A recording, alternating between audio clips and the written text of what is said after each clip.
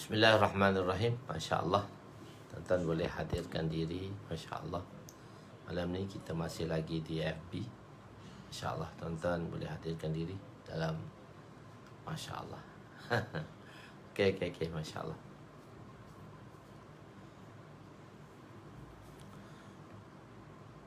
Masih dalam FB. Masya Allah, boleh hadirkan diri. Masya Allah, Masya Allah. Barakallah fiik. Hadirkan Hidayat Abu Bakar. Waalaikumsalam warahmatullahi wabarakatuh. InsyaAllah kita masih Hidayat Abu Bakar Kuantan Masya Allah. Hadirkan diri. Masya Allah. Begini masalahnya, saya pakai laptop juga. Saya dah pakai nak pakai laptop. Jadi ada problem dengan internet sikit. So duduk cari mana problem dia. So baru jumpa masalah dia. Masalah dia di internet. Bukan masalah dia selagi tak 1000 subscribe, baru 700 lebih baru subscribe. Jadi kalau tak 1000 subscribe, dia tak boleh pakai handphone. Saya faham tak boleh pakai handphone kalau tak 1000 subscribe. Cuma saya pakai laptop. Saya dah cara dia lah, pancaran daripada telefon cantik, lepas tu pakai di laptop. Saya dah beli dah saya dah download satu benda yang Masya Allah boleh guna handphone kepada laptop. So admin dah buat dah tu semua. Tapi masalah teknikal dia ialah masalah internet. Kenapa jadi perlahan? Tu baru jumpa admin, baru jumpa masalah dia. So nanti tengoklah malam esok ke, insyaAllah. Kalau ada rezeki kita malam esok. Hari 2 ni lah tengok. Saya rasa malam esok. Tadi pun dah cuba 2-3 kali dah.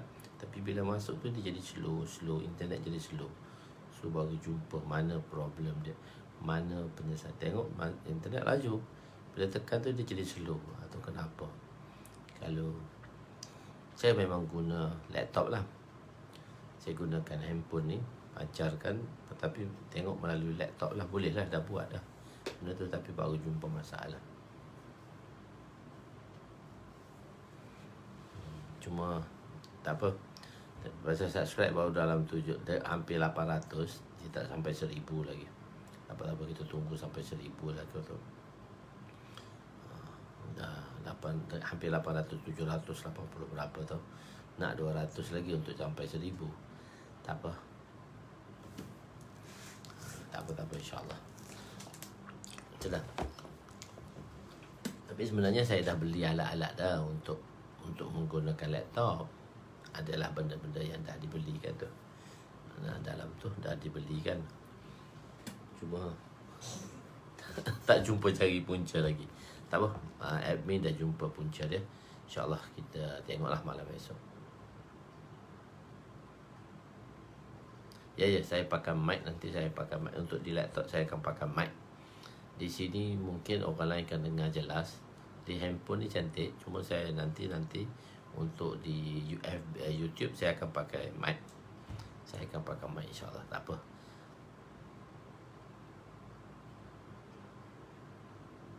InsyaAllah tak apa, insyaAllah. Sebab saya nak pakai ruang luas sedikit lah. Saya tak nampak sedikit kecil. MP ni kita tengok straight kan. Straight nanti tu saya akan pakai terbalik macam tu. So saya dah beli dah semua. Apa tu dia punya, yang punya tu semua dah beli dah semua tu. Nak internet apa semua dah beli. Tak apa. Moga Allah mudahkan. Malam ni kita pada muka surat berapa ya? Ini pengajian kita sambung di muka surat berapa ya? 400 berapa ya? Menutup aurat. Bismillahirrahmanirrahim. Assalamualaikum warahmatullahi wabarakatuh. Subhanaka la ilma lana illa ma 'allamtana innaka antal alimul hakim. ولا حول ولا قوة إلا بالله العلي العظيم ربي يسر ولا تعسر وتمم بالخير يا فتاح وبك نستعين نحمده ونصلي ونسلم على رسوله الكريم وعلى آله وأصحابه الفاتحين بهديه إلى الحقيقة المجازة أما بعد. Kat mana satu ni? 451 ke? Salah lagi Muzakir ni. Dia terlambat-lambat lah Muzakir. Okey. 6, 4, 767 insyaAllah. Hadis yang keempat, kurungan 14 insyaAllah. 767 kurungan 14. Ya. Okey, di mana hendaknya meletak kasut ketika bersolat? Hadis yang dalam kitab Bab Satar, iaitu bab menutup aurat. Hadis yang ke-767 kurungan 14. Di mana hendak meletakkan kasut ketika solat. Bismillahirrahmanirrahim. Wa an Abi Hurairah radhiyallahu anhu qala Rasul sallallahu alaihi wasallam idza shalla ahadukum fala yadha'na alaihi an yaminihi wala an yasarihi fatakuna an yamini ghairihi illa alla yakuna an yasarihi ahadun falyadha'ha baina rijlain wa fi riwayatin aw yusalli fihima rawahu Abu Dawud wa rawahu Ibnu Majah ma'nahu. Sayyidina Abu Hurairah radhiyallahu anhu meriwayatkan bahawa Rasulullah sallallahu alaihi wasallam bersabda, apabila seorang daripada kamu bersolat, janganlah dia meletakkan kedua kasutnya di sebelah kanan, tidak juga di sebelah kiri, sehingga menyebabkan ia berada di sebelah kanan orang lain, melainkan jika tiada siapa di sebelah kirinya, maka letaklah di sebelah kirinya, dan hendaklah dia meletakkan kasutnya di antara kedua kakinya. Dalam riwayat yang lain berbunyi, hendaklah dia solat dengan kedua-duanya jika ia suci. Hendaklah dia solat dengan kedua-duanya jika ia suci. Hadis riwayat Imam Abu Daud, Imam Ibnu Majah juga meriwayatkan hadis yang semakna dengannya. Okey, tidak boleh. Okey, tak apa, tak dapat, insya-Allah boleh tengok. Tidak boleh meletakkan kasut di sebelah kanan kerana terdapatnya malaikat. Tidak boleh meletakkan di sebelah kiri kerana terdapat orang yang sedang bersolat. Oleh itu Nabi memerintahkan supaya meletakkan kasut di bawah kaki. Zaman sekarang tidak ada lagi orang yang meletakkan sesuatu. Zaman sekarang tidak ada lagi orang yang melakukan perkara yang diberitahu oleh Nabi. Keadaan ini berlaku di zaman permulaan Islam. Keadaan ini berlaku di zaman permulaan Islam. Tapi kalau kita pergi di kawasan-kawasan India, Pakistan, kita masih lagi membawa kasut kita ke dalam masjid. Macam kita pergi ke Baitullah kan, kita pergi ke Baitullah Kaabah. So kita bawa kasut kita tadi. Kita bawa kasut kita letak dalam beg plastik atau kita letak dalam beg yang cerut tu, kita nak masuk. Tidak, kalau kita tinggal di mana, satu, kita tak ingat nombor mana yang kita tinggal, dan satu lagi mungkin kan kadang-kadang kan orang kan di sana kan dia selalu buat pembersihan, jadi dia akan angkat kasut kita, jadi kita cari tak ada kasut pula. Jadi sebab biasanya keadaan ini diamalkan di Mekah dan di Madinah lagi lah. Kalau di India, Pakistan masih lagi kita buat masuk kasut kita ke dalam masjid. Dia ada letakkan tempat-tempat kasut tu. Tempat-tempat kampung tu masih ada lagi tempat-tempat di bandar di situ. Tapi kalau kita di Malaysia ni dah tak ada dah. Kita letak luar, kadang-kadang hilang, tak ada rezeki lah, ada orang ambil. Tapi di Mekah, Madinah masih lagi kita kan pergi umrah, kita pergi haji, kita bawa selipar dan kasut kita. So kita ada satu beg plastik atau beg kain yang mudah untuk kita simpan dan kita letak bersama kita. Jadi kita letak di bawah kita lah. Kita letak betul-betul di bawah kita. Masih beramal lagi dalam keadaan begini. Masya Allah. Kan, kita pergi ke hadis seterusnya dalam fasal ketiga, iaitu solat di atas sejadah sebagai alat tempat sujud adalah sunnah. Solat di atas sejadah sebagai alas tempat sujud adalah sunnah. Hadis 768. Ni sekarang kita beramal dengannya. Masing-masing bawa sejadah masing-masing. Zaman ni kita dapat beramal dengan hadis ni.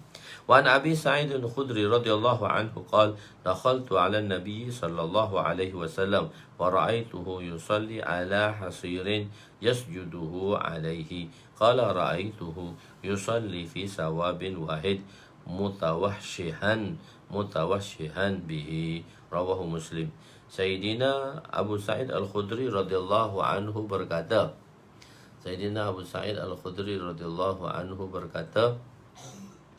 Aku telah masuk bertemu Rasulullah sallallahu alaihi wasallam. Lalu aku melihat baginda solat di atas satu hamparan.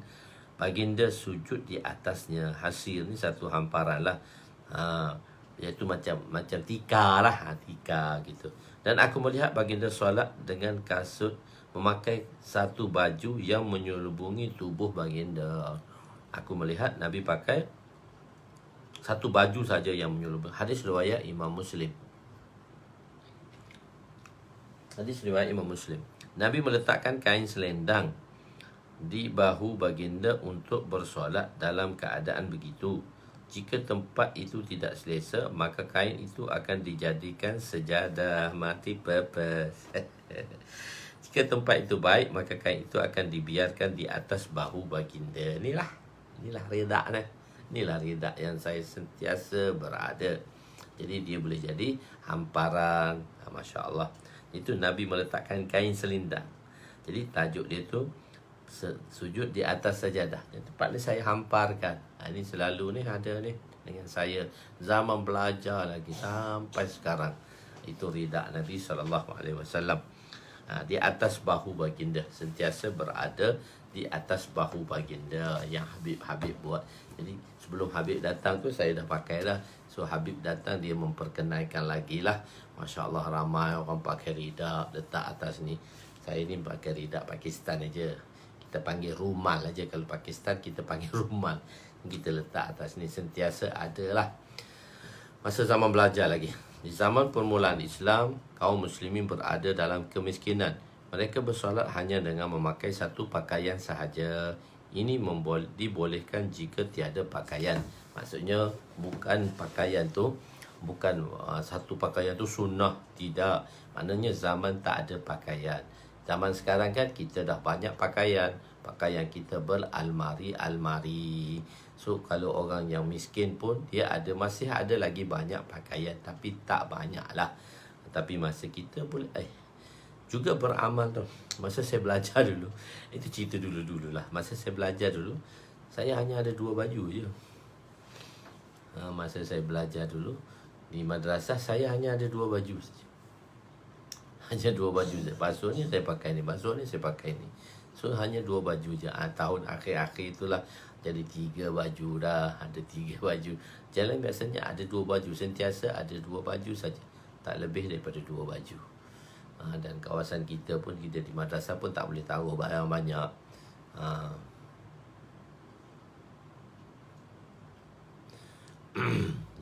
Tak tahu barang banyak. Jadi tengok itu ridak tu juga satu sunnah lah.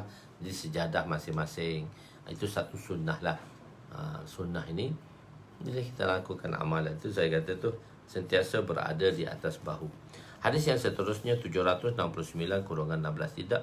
Tidak mengapa jika ingin memakai kasut sewaktu solat.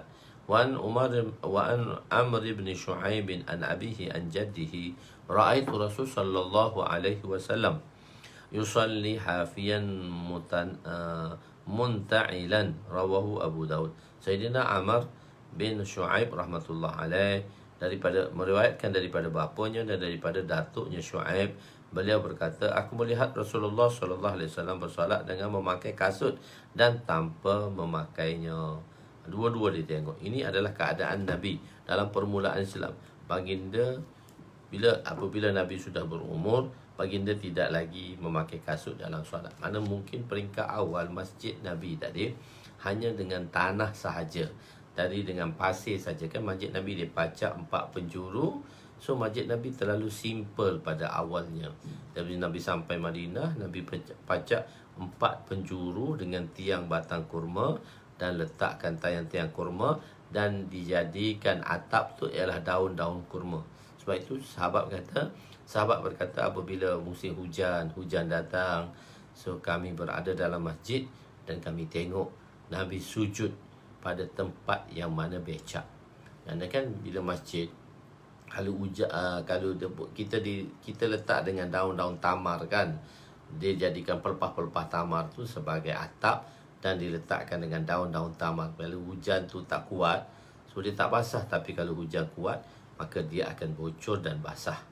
Dia akan bocor dan basah. Bila bocor dan basah, maka sahabat telah lihat Nabi bersujud di malam Lailatul Qadar, iaitu pada bulan Ramadan. Nabi bersujud di atas tanah yang becak. Pada malam itu Nabi bersujud di atas tanah yang becak. Itu pada peringkat awal lah. Maksudnya kadang-kadang Nabi masih lagi pakai kasut lembut. Tadilah kasut yang lembut tu. Tapi bila peringkat akhir tu, masjid dah besar sikit. Masjid tak besar, masjid tu dah dielokkan dah sikit.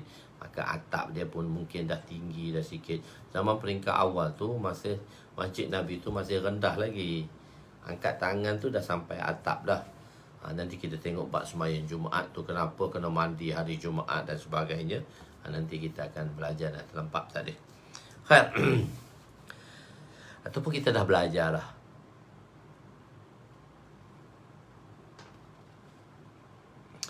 Allahu Akbar.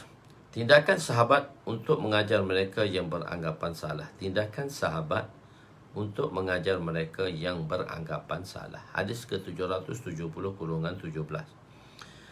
Wa'an Muhammad ibn Munkadiri rahmatullah alaih qala shalla Jabirun fi izarin qad aqadahu min qibala qafahu wa siyabuhu mawdu'atun ala mishhabi faqala lahu qailun tusalli fi azarin wahid faqal innama sana'tu zalika liyaraniya ahmaku misluk wa ayyuna kana lahu sawbani ala ahdi Rasul sallallahu alaihi wasallam, rawahu Bukhari. Hadrat Muhammad bin Munkadir, iaitu seorang muhaddis rahmatullah alaih, berkata, Sayyidina Jabir telah bersolat dengan memakai sehelai kain yang beliau mengikatnya di bahagian hujung. Kita dah beritahukan macam mana keadaan kain apabila sehelai dipakai dalam 3 keadaan. Satu diikat dan diselimutkannya, satu hanya diikat di kepala sahaja dan diikat di tengkuk dan terbuka di sebelah belakang, di depan ditutup sedikit, dan satu lagi ialah hanya menutupi bahagian bawah sahaja di antara pusat dan lutut. Lalu seorang lelaki berkata kepadanya, kamu bersolat menggunakan sehelai kain sahaja? Maka Sayyidina Jabir radhiyallahu anhu berkata, sesungguhnya kami melakukan begini supaya orang yang jahil seperti kamu melihatku. Siapakah di antara kami sahabat-sahabat yang mempunyai 2 pakaian pada zaman Nabi SAW, iaitu zaman kemiskinan, zaman yang mana sahabat tak ada. Jadi nak tunjukkan keadaan begitu yang kami telah lakukannya. Jadi kadang-kadang nak tunjuk juga, kadang-kadang. Jadi Sayyidina Jabir radhiyallahu anhu telah meletakkan tongkatnya dan mempunyai 3 kaki di hadapan.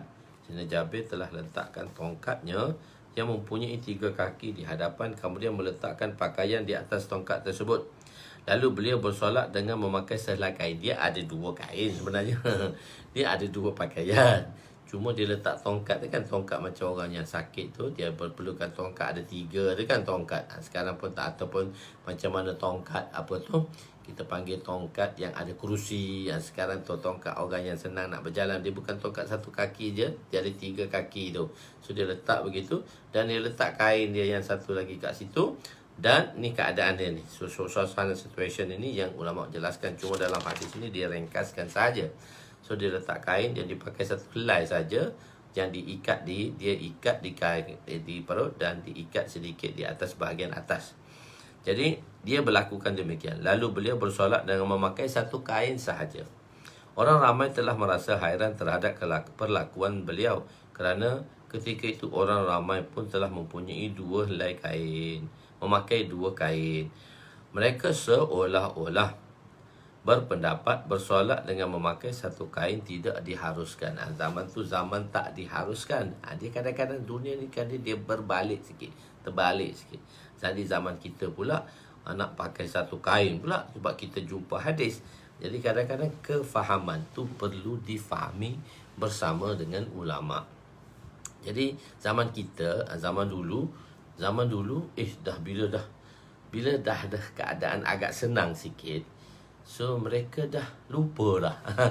Lupa dah macam takbiratul ihram, takbir intiqalat di zaman pemerintahan Bani Umayyah, tak buat dah takbir intiqalat tu dengan suara yang jihri. Allahu akbar, Allahu akbar, sami Allahu liman hamidah, tak buat dengan jihri lagi dah. Jadi orang tak buat, jadi sahabat buat. Jadi orang tengok dia, jadi dia rasa bersalah dah. Sedangkan perkara tu dilakukan tapi ditinggalkan. Begitu juga dalam situasi yang semua ada sedikit perbezaan. Di zaman Nabi SAW memakai satu pakaian dah menjadi lumrah, cuma kerana ada satu pakaian sahaja dengan mereka.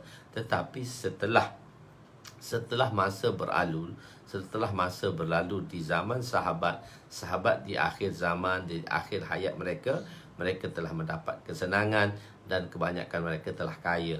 Jadi bila dah kaya, bila orang dah senang, jadi yang susah tu tak nampak lagi dah. Dan yang susah lagi tak nampak lagi. Bila susah tak nampak, so dia kata, boleh tak sembahyang dengan satu pakaian ni? Boleh tak? Sebab sekarang semua dah ada dua pakaian.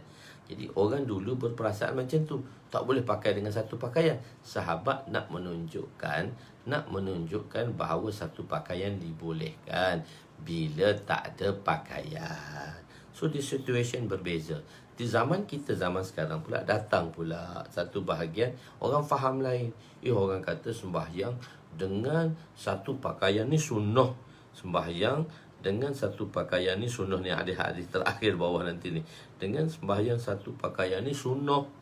So hadis bawah tu akan diberi jawapan dia. Okey. Dengan pakaian ni satu sunnah. Jadi pakai sunnah, semua pakai satu pakaian, tak pakai baju pula. Jadi dia menganggap benda tu sunnah lah balik. Jadi tak, dia kena faham hadis itu mesti difahami dengan melalui ulama. Jadi orang ramai merasa hairan terhadap perlakuan beliau kerana ketika itu orang ramai pun telah mempunyai pakaian memakai dua kain. Mereka seolah-olah berpendapat solat dengan memakai satu kain tidak diharuskan dah pada masa itu. Jadi Sayyidina Jabir melakukan begitu untuk memberitahu kepada orang ramai bahawa perkara ini adalah diharuskan dan solatnya sah. Pada permulaan Islam, Nabi dan para sahabat berada dalam kemiskinan. Kerana itulah mereka hanya memakai sehelai kain sahaja. Dibolehkan. Tetapi zaman sekarang, orang dah salah anggap dan orang gunakan hadis bawah ni sebagai dalil yang mengatakan semua pakai pakaian satu pakaian ni sunnah. Jadi kita kena pakai juga. Jadi orang berdalilkan. Sebab tu kefahaman konsep hadis ini kita perlu memahaminya melalui ulama-ulama yang mahir di dalam bidang-bidang ini. Nabi solat dengan satu pakaian sabit di zaman Nabi. Saya terjemah dah. Sabit, pernah berlaku di zaman Nabi. Wa an Abi Hurairah wa an Ubay bin Ka'b radhiyallahu anhu qala as-salatu fi thawbil wahid sunnah. Kunna naf'aluhu ma'a Rasulillah sallallahu alaihi wasallam wa la yu'abu alaina. Qala Ibn Mas'ud innama kana zaka idza kana fi as-siyab qillatun wa amma idza wasa'a Allahu fas-salatu fi thawbaini azka. Rawahu Ahmad. Sayyidina Ubay bin Ka'ab radhiyallahu anhu berkata, solat dengan memakai satu baju, iaitu satu pakaian adalah sunnah. Kami pernah melakukannya bersama Rasulullah. Terjemah sunnah ni lah yang orang kata pakai satu yang tu sunnah. Tapi bila penerangan di bawah tu diterangkan balik. Kami pernah melakukannya bersama Nabi dan kami tidak diaibkan. Tadi sebab tak aib pun, sebab hanya kebanyakan orang ada satu pakaian saja, hanya sehelai kain saja. Sayyidina Ibnu Mas'ud radhiyallahu anhu berkata, sesungguhnya yang demikian itu ketika kekurangan pakaian, iaitu sewaktu zaman kemiskinan. Adapun apabila Allah Subhanahu wa taala memperluaskan rezekinya, maka solat dengan menggunakan dua pakaian adalah lebih baik. Lebih baik lagi lah, bukan pakaian sunnah. Jadi sunnah maksudnya ni sabit, pernah berlaku di zaman Nabi, bukan bermaksud afdal atau aula atau a'la. Afdal, maka sebab sunnah, atas dasar sunnah. Perkataan sunnah tadi. Tadi sunnah tu benda tu harus. Ada sunnah. Sebab kita kata sunnah, ada yang wajib, ada yang sunnat, dan ada yang harus. Bab meletakkan penghalang ketika solat. Babus sutrah tadi babus satar, ni babus sutrah. Tadi babus satar, ni babus sutrah. Sutrah maksudnya ialah penghalang atau penghadang yang berada di hadapan orang yang solat supaya dapat ditentukan kadar tempat sujudnya dan orang lain boleh melalui di hadapannya. Pandangannya pun dapat dibataskan pada sutrah itu. Maksudnya dia letak depan dia, maknanya pandangan dia tu kalau kita tak letak sutrah, so pandangan kita tu boleh jauh pergi. Jadi kita letak tu tumpuan kita tu pada sutrah tadi. Tumpuan tadi pada sutrah. Maknanya sutrah macam stand lah, batas stand. Sekarang kan saya letak telefon saya atas stand. Ni atas stand. Sebab dulu letak dulu atas tak rehat je. Lepas tu zaman bulan puasa dan nak mula baik-baik, pakai stand, dia ada pembaikian, perbaik sikit. Dulu pakai rehat je, letak belakang tu letak gelas, belakang tu letak gelas. Ada orang kata ustaz nampak lubang hidung lah kadang tinggi. Lepas tu dah lama sikit, dah ramai dah orang melihatnya, so pergilah beli kat kedai, pakai stand pula. Pakai stand pula. Jadi mudah gitu. Stand tu macam sutrah lah. Dia ada kaki, dia boleh lipat, dipasang, macam tu. Kan, sutrah diletakkan lebih kurang sejengkal dari tempat sujudnya, atas sikit pada tempat sujud, atau satu hasta di atas sikit. So elok-elok jangan panjang sangat melebihi 3 hasta daripada orang yang bersolat. So kurang-kurangnya. Banyak improvement. Kata tak live. Live, malam ni live. Cuma tak live di YouTube. Bukan kata tak live. Ustaz silap dengar. Ustaz Abu Hanafiah tu silap dengar. Saya pun dah kata tadi, kita tak live di FB. Kita tak live, sebenarnya tak live di FB, tapi saya dah betulkan balik lepas itu perkataannya, iaitu tak live di YouTube. Kadang-kadang tersasul percakapan manusia, begitulah kesilapannya. Jadi seolah-olah janganlah panjang sangat melebihi 3 hasta daripada orang bersolat. Sekurang-kurang sutrah tu sebesar ibu jari. Sebesar ibu jari sutrah tu. Sekurang-kurang tinggi sutrah tu 1/3 hasta dalam 2 kaki lah kot. 2/3 hasta saja. Okey. Di hadapan imam pun perlu diletakkan sutrah jika ruang di hadapannya masih luas. Jadi kadang-kadang dulu kan suri bertalin depan ruang tu luas. Saya duk tengok dah, alah macam mana aku nak letak sutrah ni. So suasana sutrah tu tak ada lagi dah. Suasana sutrah tu tak ada lagi. Jadi sekarang barulah diletak sutrah. Masjid-masjid pun ada sutrah. Bisnes pula sutrah. Kawan saya kata, ustaz jom kita buat bisnes sutrah. Tak tahu kan masjid di seluruh Malaysia ada 20,000. Kalau 10 masjid tu ambil satu, 20,000 kali 10, tidak 200,000 sutrah. Jadi orang bisnes dia nampak begitu selalu. Okey, maksudnya gitu. Mazhab Hanafi berpendapat makruh imam solat di dalam mihrab kerana ia tidak dikira sebahagian masjid. Mazhab Syafi'i mengatakan harus. Dalam mazhab Hanafi, mihrab itu tidak dikira masjid. Mihrab itu dia tak dikira masjid. Dia tak kira masjid. Sebab itu imam tak boleh sembahyang dalam mihrab. Kalau sembahyang dalam mihrab, maka sembahyang tu makruh. Jadi kalaulah masjid tu kecil, maksudnya kalau dia nak sembahyang mihrab, dia separuh dalam mihrab, separuh lagi di luar mihrab. Jadi tak boleh semua di dalam mihrab. Dan kebanyakan mazhab Imam Syafi'i, kita masjid-masjid kita pun kita dah buat dulu, memang betul. Dulu saya tengok masjid-masjid dan imam duduk dalam mihrab betul-betul, dan saf pertama tu hanya boleh 10 orang sebab masih lagi dalam mihrab. Lepas tu dah Masya Allah, orang dah lama kelamaan, kebiasaan dah ada dan sebagainya. So dia orang letak dah saf pertama tu pun dah dikosongkan dah. Kan tengokkan dulu kan betul-betul kat dinding saf pertama.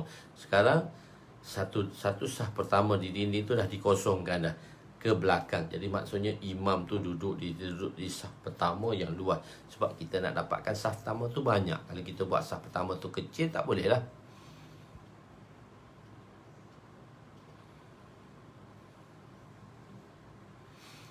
kita kan tak habis lagi perbahasan.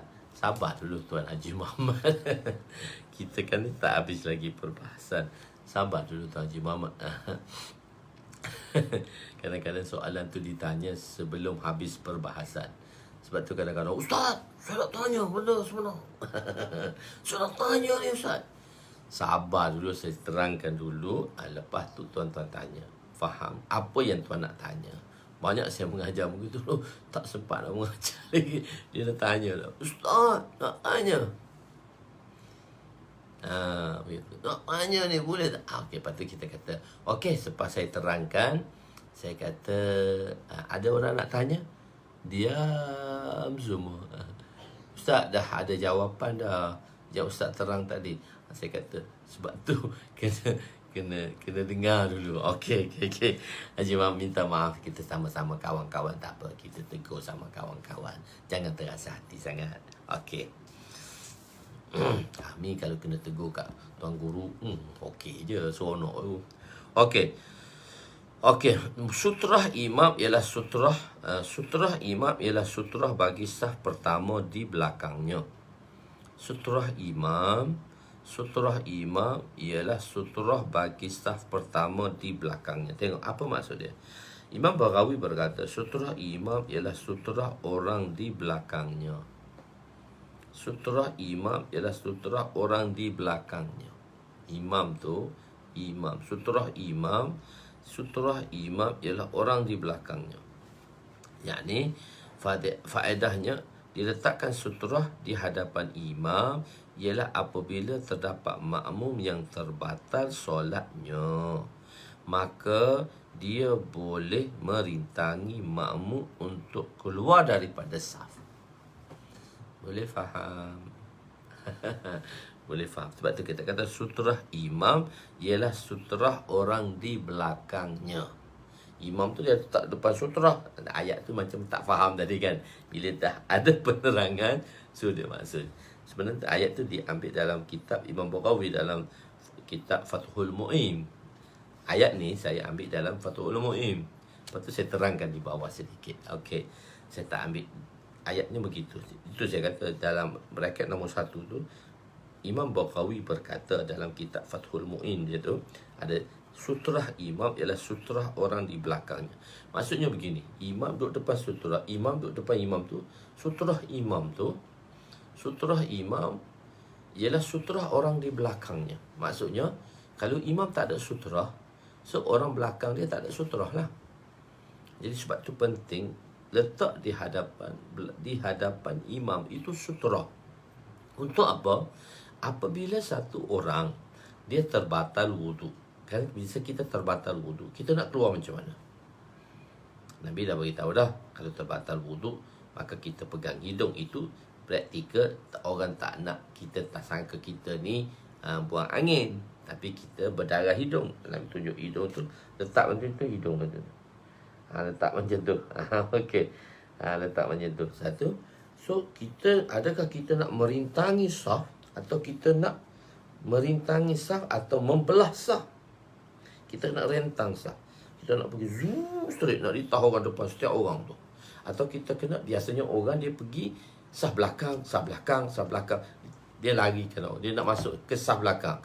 Dia daripada saf pertama, dia pergi ke saf kedua. Lepas tu dia pergi ke saf ketiga. Lepas tu dia pergi ke saf keempat. Pasal dia nak keluar daripada saf tadi. Jadi sepatutnya dia kena pergi, dia tak pergi merintang, dia tak membelah, dia merintang. Dia lalu depan orang, merintang, so dia keluar sebelah hujung. Sebab hujung kan mesti ada pintu dan sebagainya. So dia keluar sebelah hujung. Dia tak rentang. Dia nak lalu tengah orang. Orang tu akan bergerak lah untuk dia. Ni dia tak payah. Dia pergi hujung tu, dia keluar. Pau. Sebab apa? Dia tak dikira melintas orang sembahyang. Sebab sutrah imam tu ialah sutrah orang di belakangnya. Sutrah imam tu ialah sutrah orang di belakangnya. Boleh faham InsyaAllah fahamlah saya rasa. Iaitu tetapi jika tak ada, maka tidak akan rasa. Jika tak ada, maka dia akan rasa tidak elok untuk merintangi makmum yang lain kerana tidak ada sutrah. Bahkan dia terpaksa membelah makmum di saf belakangnya untuk keluar saf. Dinukilkan dalam kitab fiqh mazhabil arba'ah bahawa meletakkan saf hukumnya mandub, iaitu sunat bagi imam dan juga sama ada sembahyang infradi munfarid. Adapun makmum maka telah tidak disunatkan baginya kerana sutrah imam adalah sutrah makmum. Depan makmum tu ada sutrah, tak ada. Tak ada. Jadi gitu.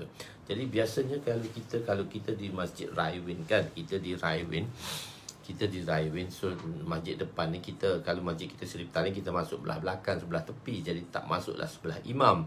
Tak masuk sebelah imam. Jadi kalau kita di Masjid Raiwin tu, dia taklah besar. Dia besar tapi dia ada pintu kat depan sedikit. Jadi kadang-kadang pintu tu ditutup. Kalau orang ramai, pintu tu dibuka. Pintu di saf pertama sebelah kiri kanan dibuka. Bukan dekat pintu mimbar saja, tak. Jadi di saf pertama tu, dia tinggal satu saf pertama, barulah saf orang kedua, saf pertama, dan saf tu direnggangkan. Dan setiap saf depan tu dia akan letak sutra kecil, banyak, senang. Jadi orang nak lalu depan tu, kadang-kadang orang saf pertama dia nak keluar, dia pun letak tu, dia rintang orang tu dengan saf-saf.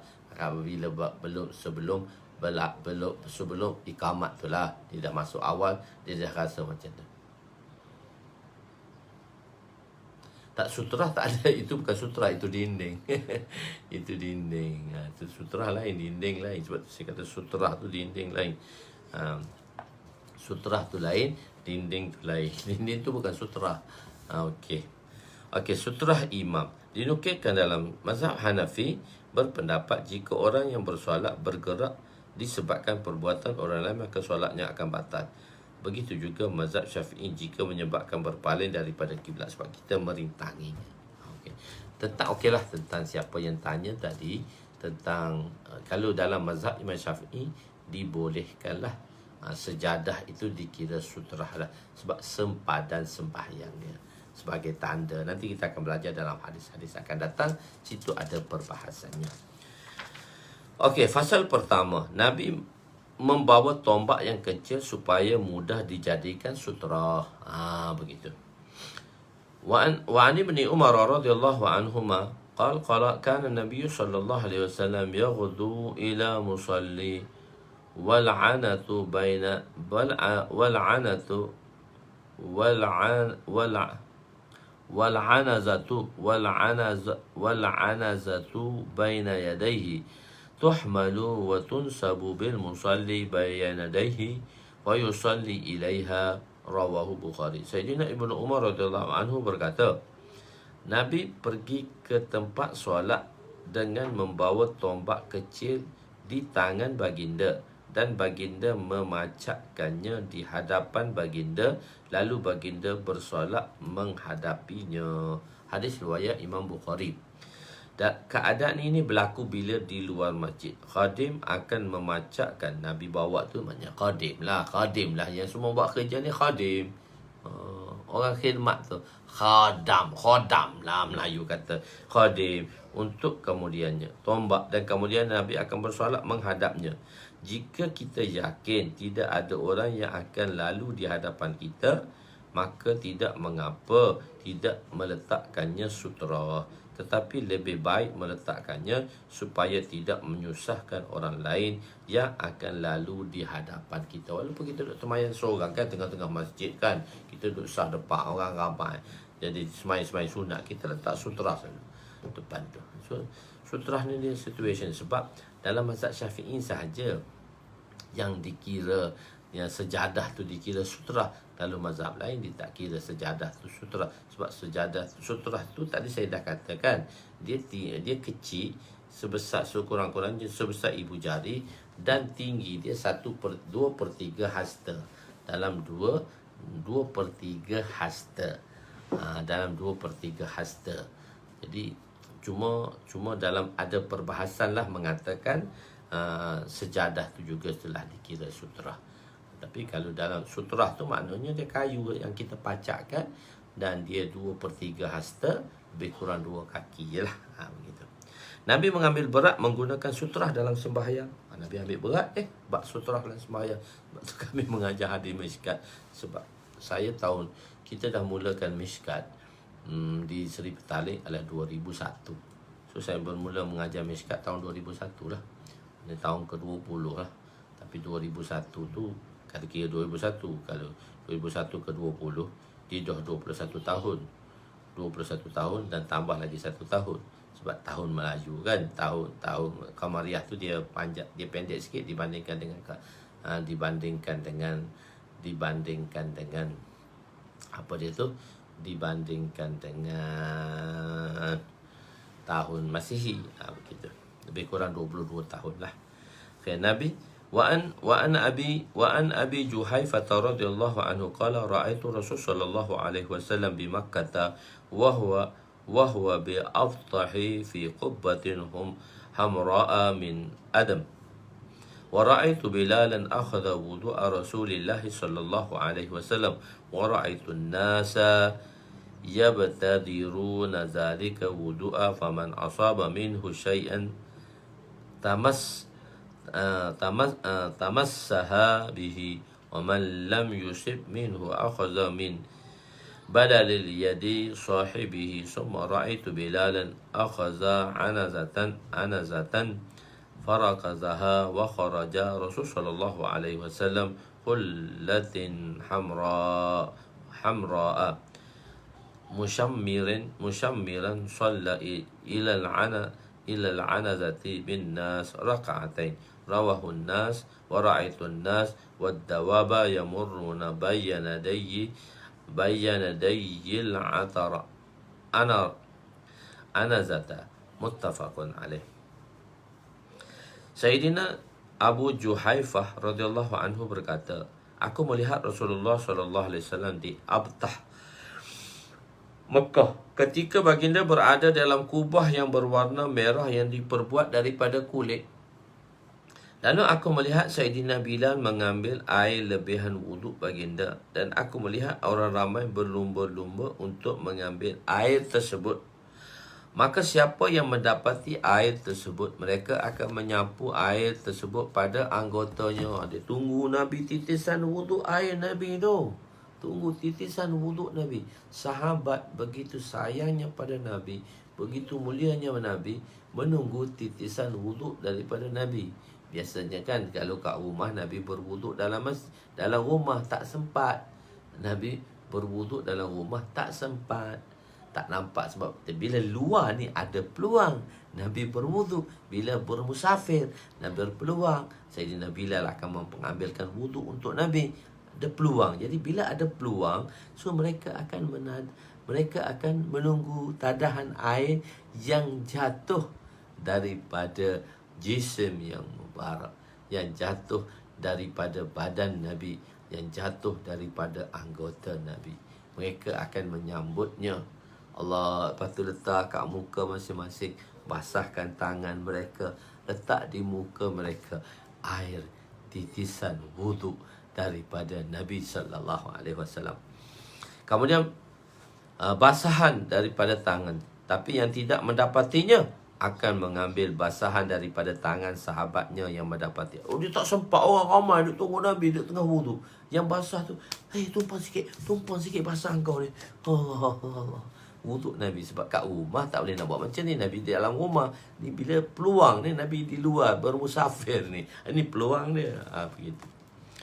Rasulullah SAW telah mengambil kemudian mendapati Sayyidina Nabi. Kemudian aku mendapati Sayyidina Nabi mengambil sebatang tombok kecil dan memacakkannya. Lalu Rasulullah SAW telah tergegas keluar dengan memakai baju merah dan mengimami orang ramai 2 rakaat menghadap ke kiblat, ke arah tombak tersebut. Dan aku melihat binatang yang melalu lalang di hadapan tombak itu. Nabi pakai baju merah kan? So ada perbahasan. Okay. Wuduk itu air titisan waduk, bukan wuduk. Waduk, air. Wuduk ialah amalan berwuduk. Waduk ialah air wuduk. Widuk ialah bekas wuduk.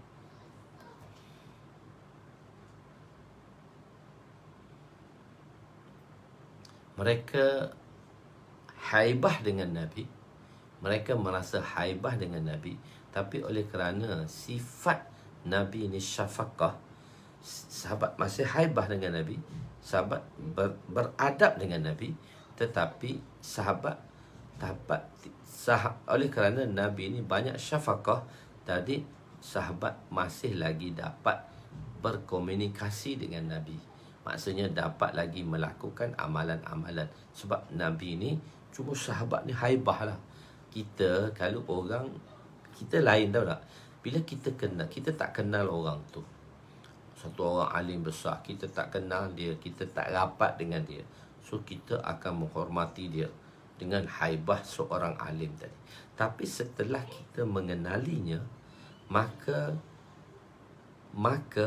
sifat adab kita dengan dia dah berkurangan. Sebab kita menganggap dia dah kawan kita. Ini situasi sekarang. Situasi sekarang. Bila kan kita tengok satu orang, ini pertanyaan Ustaz Abu Hanafiah lah. Jadi, bila kita mengenali seorang alim, kita rasa dia haibah. Kita nak cakap dengan dia pun tak berani. Kita nak cakap dengan dia segan, tak berani sebab kehaibah dia. Haibah dia tadi. Gerun dia lah haibah tu, maksud gerun dia tadi. Tetap berani. Tapi bila kita dah mengenali dia dan kita rapat dengan dia, so haibah dia kurang dah dengan kita. Haibah dia kurang dengan kita. Takalluf dia, maksudnya sifat kita dulu, kita banyak protokol dengan dia, tapi sekarang kita dah takalluf dengan dia. Protokol dia kita tak jaga sikit lah, menyebabkan kita peradaban kita dengan dia semakin tipis, semakin kecil. Semakin rapat kita kenal, semakin itu. Kalau dalam dakwah kita perasan, dalam dakwah benda ni mudah. Kita tengok masyaikh hebat, kita tengok masyaikh ni hebat, tapi bila kita dah rapat dengan masyaikh tu, kita buat masyaikh tu macam kawan kita pula. Kita buat kawan kita, masyaikh tu kawan kita pula. Alah tak apa, ustaz tu kawan aku je, Maulana tu kawan aku je. So kita dah rasa kecil.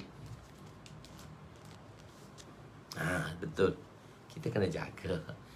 Betul, ada tempat kita boleh bersenda gurau. Tapi ada tempat penghormatan dengan guru-guru kami. Ada tempat kami boleh bergurau tau. Maknanya kami boleh bergurau senda, berseloka, tapi kami masih menjaga adab dengan mereka. Begitulah sahabat, lebih-lebih lagi dengan Nabi SAW. Lebih-lebih lagi dengan Nabi SAW. Cuma sahabat ni dia ada syafaqah, tak? Nabi ni dia ada syafaqah. Dia mensimpati seseorang. Dengan sifat simpati tu, sahabat boleh mendekati Nabi, tapi masih dengan ada haibahnya Nabi tadi. Itu yang kita nak cerita sikit. Kehaibah Nabi tu, kegerunan pada Nabi tu ada, tapi oleh kerana sifat syafaqah Nabi, begitu prihatin, begitu penyayang kepada umatnya, sahabat boleh mendampingi Nabi. Kadang-kadang sampai boleh tanya benda-benda yang tak sepatutnya tanya, tapi peradaban dengan Nabi tetap ada. Bila berhadapan dengan Nabi, sentiasa tunduk. Sebab tak boleh tengok Nabi pun, sentiasa tunduk. Itu yang kita belajar di madrasah lah. Tapi ayat ni tak dibelajar oleh orang awam. Dan tak semua orang awam tu dapat tahu. Bila berpeluang mengaji, hadis-hadis, dan bila berpeluang, tuan-tuan macam berpeluang ini, so banyak benda yang saya ceritakan pada tuan-tuan dari segi peradabannya. Tidak, kadang-kadang kalau kita dalam ceramah, kita tak cerita sangat peradaban begitu. Sebab orang kampung tu kata, nak mengajar aku ke? Dia lain tau. Kau ni nak mengajar aku ke? Tapi bila tuan-tuan dah bersama dengan saya, tuan-tuan boleh menerima apa yang saya nak cakap. Begitu. Betul kan?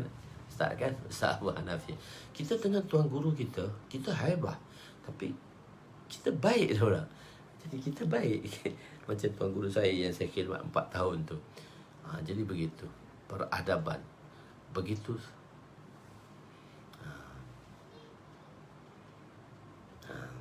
Itulah. Okeylah. Tak apa. Okey, kita pergi jalan lagi. Jadi wuduk Nabi SAW. Okay. Jadi baju merah. Baju wuduk air titisan dari anggota baju merah. Tetapi bahagian tepi pakaian berwarna merah, bukan keseluruhan merah. Mazhab Hanafi tidak membenarkan pakaian merah, ianya untuk wanita. Dalam kitab Syama'il Tirmizi ada disebut tentang hadis. Di bawah hadis, kana Rasul sallallahu alaihi wasallam rajulan marbu'an bu'aida baina munkibain azimal jummati ila syahmati uzunain alaihi humlatun humra ma ra'aitu syai'an ahsana minhu. Adalah Rasulullah sallallahu alaihi wasallam ialah seorang yang sederhana tinggi, agak lebar di antara kedua bahu baginda. Rambut baginda mencecah cuping telinga. Jumma wafra lamma. Jumma ni mencecah. Itu dah jumma tu perkataan jumma. Jumma ni dia di cuping telinga, rambut dia sama di cuping telinga. Jumma. Wafrah di tengah tengkuk. Dan lamma ialah mencecah bahu. Itu rambut Nabi SAW lah. Rambut Nabi ialah mencecah cuping telinga. Baginda memakai pakaian yang warna merah. Beliau tidak pernah aku melihat sesuatu pun yang lebih tampan daripada baginda. Imam Baijuri telah menulis dalam sebuah kitab hasyiah terhadap kitab Syama'il Tirmizi. Dan berkenaan hadis ini, beliau menyatakan bahawa hadis ini ialah hadis sahih yang Imam Syafi'i berhujah dengannya bahawa halal memakai pakaian berwarna merah walaupun bersangatan merah. Cuma pemakaian baju merah telah terkhusus untuk orang fasik, maka ketika itu menjadi haram memakainya kerana menyerupai dengan mereka, sebagaimana hadis man tashabbaha biqaumin fahuwa minhum. Siapa yang menyerupai satu kaum golongan, maka dia akan bersama dengannya. Baju merah boleh pakai. Dan sekarang baju merah ni dia digunakan untuk wanita. Jadi orang lelaki tak sesuai lah. Tapi boleh pakai, tak sesuai lah. Tapi zaman satu masa dulu, orang-orang yang fajir, fasik memakai pakaian merah. Jadi memakai pakaian merah, jadi tak boleh pergi. Maka tak boleh pakailah pakaian merah tadi. Sebab itu telah dan jadi hukum dia lain dah. Walaupun dibolehkan. Sebab tu dia kena tengok situation yang keadaan-keadaan yang berbeza. Kadang-kadang kita orang in front, kita orang-orang hadapan. So kita tak menghadiri majlis biasa-biasa tak boleh. Sebab orang akan sandarkan pada kita. So kita banyak kena jaga. Satu majlis tu kita orang pergi, saya pergi dan dengan Ustaz Mansur pergi. Orang kata, Ustaz Mansur dah datang. So dia dalam majlis ni. So dia orang nampak lain kan. Sebab tu kami, kalau orang-orang in front di hadapan ni, satu majlis-majlis tertentu kami tak pergi. Kami dimesyuaratkan pergi atau tidak. Sebab orang akan sandarkan kepada seseorang tadi. Sebab tu banyak benda yang kita kena jaga. Maksudnya, sebab tu kalau orang tu jadi imam, kan kita dah bancang dah jadi imam, dia tak boleh makan kedai kopi macam mana orang lain makan kat kedai kopi. Imam duduk kedai kopi tak boleh. Banyak benda yang dia perlu kena jaga. Di atas penghormatan tadilah. Sebab tu kita tak tengok satu hadis tu hanya satu. Kita tengok daripada sudut yang banyak. Siapa yang menyerupai? Jadi seperti mana yang disebut dalam kitab Az-Zakhirah, orang yang menyatakan hukumnya adalah makruh secara mutlak adalah tersalah. Secara mutlak hukum dia tak boleh kata macam tu. Maksudnya kadang-kadang dia tengok situation pada masa tu. Dia tengok satu situation pada masa tu. Kalau masa tu orang tak baik dah pakai, tak boleh pakai lah. Tapi dia tak boleh hukum makruh, pakai baju merah ni makruh, tak. Jadi Hanafi dia telah oleh kerana Hanafi ni dia tengok wanita tu pakai merah, so dia kata pakai itu tak sesuai bagi lelaki. Tapi kita mazhab Syafi'i dibolehkan lagi. Begitu. Tapi jangan merah sangatnya mangah. Ketika itu baginda sedang safar dan baginda solat qasar, kemungkinan solat zuhur, solat asar atau isya. Melalui di hadapan tombok menunjukkan bahawa sutrah imam juga adalah sutrah bagi sah pertama di belakangnya. Wallahu alam. So kita berhenti setakat itulah pada malam ini. InsyaAllah kita akan sambung lagi pada akan datang, insyaAllah pada malam esok. Kita tengoklah macam mana setting, macam mana settingnya untuk, sebab atas dah internet tu kenapa jadi slow? Sebab internet tu kuat, tiba-tiba jadi slow internet tu. Kenapa? Tu tengah setting lah. Sebab saya tak buat melalui handphone, saya buat melalui laptop. Saya pancarkan, ambil sebab handphone cantik wajah gambar dia. So dia ada satu web tu, saya beli dah satu web tadi untuk mudahkan, insyaAllah. Jadi insyaAllah lah, doa mudah-mudah. Tak sesuai imam main boxer, boleh kadang-kadang turun sama-sama imam, okey. Setiap malam tu tak boleh lah. Jangan-jangan sekali. Tapi jangan-jangan sekali bahaya juga turun. Jangan-jangan sekali ni tu bahaya tu. Itu yang menyebabkan bahaya, kes-kes kematian tu. Tak pernah turun, main pantang ligat, habis dia punya jantung jam. Okey. Jadi insyaAllah lah. Jadi bolehlah tuan-tuan boleh subscribe saya punya YouTube. Jadi YouTube dah masuk 2 dah tu. Untuk pengajian Ramadan tu dah masuk dah. Dan boleh beritahu kawan-kawan untuk subscribe lah. Cepat sikit dapat sampai 1000, mudah sikit perhitungan kita tu. InsyaAllah. Moga Allah SWT bagi taufik pada kita dan kita dapat amalan kita sampaikan, InsyaAllah. Jangan lupa daurah ya kita, dan berdaftarlah daurah tu cepat-cepat tu. Esok dah hari Khamis dah, hari Jumaat nak dah daurah. Daurah kita masih di FB, InsyaAllah daurah kita masih di FB. Jadi tuan-tuan daftar cepat-cepat lah. Jadi takut lambat daurah. Muda dah keluarkan daurah tu, baru teringat tu, terlupa lah ingat kat YouTube, terlupa pula daurah. Jadi jangan lupa daftarkan cepat-cepat. InsyaAllah. Wabillahi taufiq wal hidayah. Kadang-kadang makan restoran tu okey, tak jadi masalah. Jadi duduk bertengkuh lumur, duduk berpanjang-jam, kat itu yang tak sesuai tu. Aku qouli hadza, astaghfirullahalazim li wa li walidayya wa li jami'il muslimin wal muslimat wal mu'minina wal mu'minat al ahya'i minhum amwat bi rahmatika ya arhamar rahimin. Ya awwalal awwalin wa ya akhiral akhirin wa ya dzal quwwatil matin wa ya rahimal masakin wa ya arhamar rahimin. Allahumma ighfir lana dhunubana wa wasi' lana khalaqana wa tayyib lana kasabana wa kanni'na bima razaqtana wa la tuzhid qalbana ila syai'in sarraftahu anna. Wa sallallahu ala sayyidina Muhammadin wa ala alihi wa sahbihi ajma'in. Walhamdulillah. Taqabbalallahu minna wa minkum ya karim.